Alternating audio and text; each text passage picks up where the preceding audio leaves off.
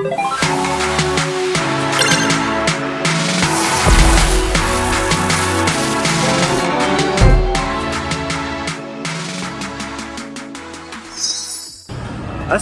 dan salam sejahtera, berjumpa kembali di review Zone yang Assalamualaikum dan salam sejahtera, berjumpa kembali di review Zone episod yang seterusnya. Okey, kali ni kita bukan nak review buku, bukan nak review tempat, tapi kita nak review sesuatu lah. Hari ni kita nak review tentang filem. Filem apa tu? Okey, nanti kita akan tunjukkan, okey? Jadi inilah dia movie yang kita akan review pada episod kali ni, iaitu Papazola The Movie. Alright, jadi ini adalah berkenaan dengan sedikit tentang Papazola The Movie atau dikenali sebagai Papazola Game On. Jadi movie ni dirilis pada 11 Disember 2025 ke 33 negara, iaitu Malaysia, Singapura dan juga Brunei. Jadi ini merupakan filem solo pertama untuk karakter Papazola dalam siri animasi Bobo Boy. Alright geng, kita dah tengok tadi movie Papazola tu. Okay, nanti kita akan sambung review lah. Memang kalau nak tanya pasal experience, memang memang unexpected lah.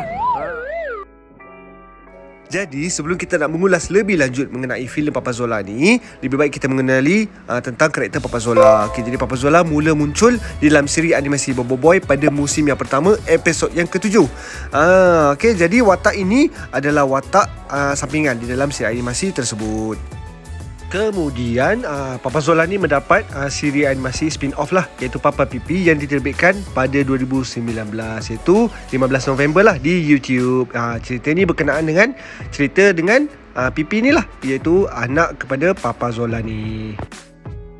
Okey, jom kita kembali review tentang Papazola ni. Okey, jadi Papazola ni berkisarkan tentang seorang bapa yang amat bekerja keras dan merupakan seorang bekas anggota agensi rahsia, iaitu Papa, iaitu Protect and Prevent Agency. Kreatif dia diorang beri nama ni kan. Okey, jadi tugas Papa ni melindungi bumi dari makhluk asing. Okey, dan kembali beraksi apabila anaknya, iaitu Pipi, diculik alien. Di review ini kami tidak akan spoilerkan apa-apa tentang jalan cerita ke kan, bagaimana plot twist dan sebagainya. Jadi filem ini menggabungkan aksi, komedi dan drama kekeluargaan, menonjolkan pengembaraan Papazola sebagai pahlawan dan juga cabaran sebagai bapa.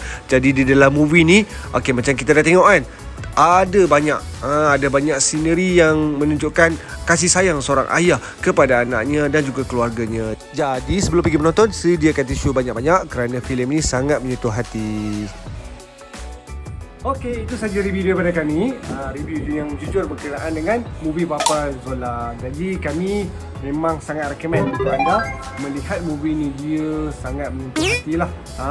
Dan ada juga pelbagai karakter-karakter yang sangat unik. Penampilan khas di dalam movie Papazola tu. Karakter apa? Kita tak boleh nak spoil lah.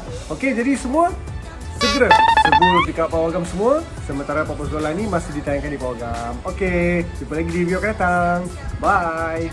Peace.